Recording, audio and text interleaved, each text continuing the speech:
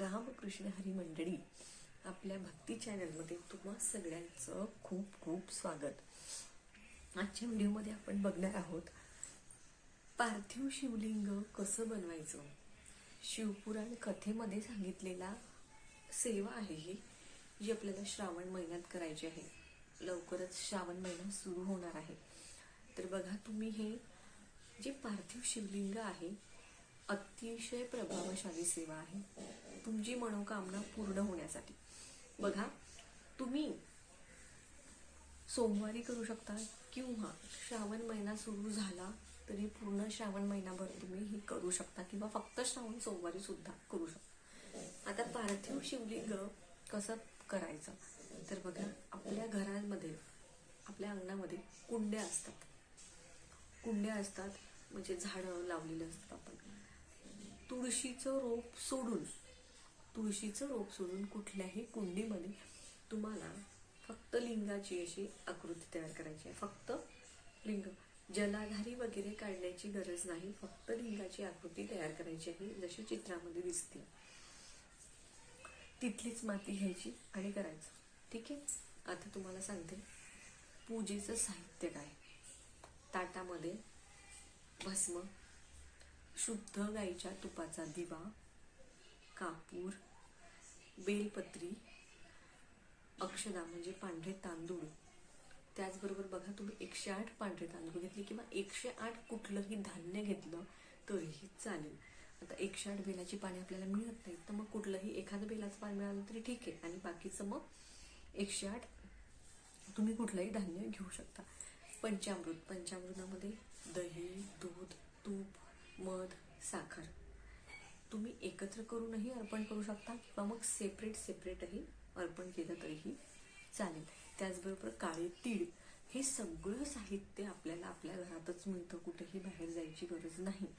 खूप साधी आणि सोपी प्रभावशाली सेवा आहे. त्याचबरोबर फुलं, लाल पांढरी फुलं जी तुमच्याकडे असतील ती फुलं घ्यायची. बघा, पाणी सगळ्यात महत्वाचं. तांब्यामध्ये 1 लोटा जल. पार्थिव शिवलिंग बसायचं कुंडीच्या जवळ, व्यवस्थित आसन घेऊन बसायचं. तिथल्याच मातीने एक लिंग तयार करायचं. लिंग तयार केल्यानंतर तुम्हाला दूध, पहिलेच पाण्याने अभिषेक करायचा, मग दूध, मध, तूप, साखर या सगळ्या वस्तूंनी अभिषेक करायचा. अभिषेक करत असताना ओम नमः शिवाय या मंत्राचा जप तुम्ही करू शकता. बघा, हे आता पार्थिव शिवलिंग तुम्ही जेव्हा तयार करणार तेव्हा तुम्ही संकल्प सोडा की तुम्ही किती दिवस करणार आहात, तुम्ही कशासाठी करत आहात, तुमचं नाव, तुमचं गोत्र माहित असेल तर कश्यप बनायचं हे सांगूनच सुरुवात करायची. आता बघा, पाणी जे सगळ्यांनी अभिषेक करायचा. ज्याही वस्तू मी पंचामृतामध्ये तुम्हाला सांगितलं, दही, दूध, मध, साखर, तूप यांनी अभिषेक करायचा. अभिषेक करताना ओम नमः शिवाय म्हटलं तरीही चालेल. तुम्हाला दुसरं काही येत नसेल, शिवनामामध्ये येत असेल तरीही ती म्हटली तरीही अतिशय उत्तम. असं झालं. त्याच्याबरोबर तुम्ही आता भस्म लावायचं, चंदन असेल तर चंदन लावायचं. जी तुम्ही 108 धान्य घेतलं असेल, काही घेतलं असेल ते सुद्धा तुम्हाला अर्पण करायचं आहे. ओम नमः शिवाय, ओम नमः शिवाय असं म्हणून तुम्हाला ते अर्पण करायचं आहे. आता बघा, बेलाचं पान तुम्हाला अर्पण करायचं आहे. त्यावर कधीही लक्षात ठेवा, बेलाचं पान अर्पण करताना ते पालथं अर्पण करावं, आणि त्याची जी पानं आहेत, जे पानाचं समोरचं टोक आहे ते आपल्याकडे येईल अशा पद्धतीने ते अर्पण करायचं. झालं. अशी व्यवस्थित पूजा करून घ्यायची. पूजा झाल्यानंतर तुम्ही जो शुद्ध तुपाचा दिवा लावलाय त्याने तुम्हाला आरती करून घ्यायची आहे. आरती करून धूप दीप ओवाळायचा आहे.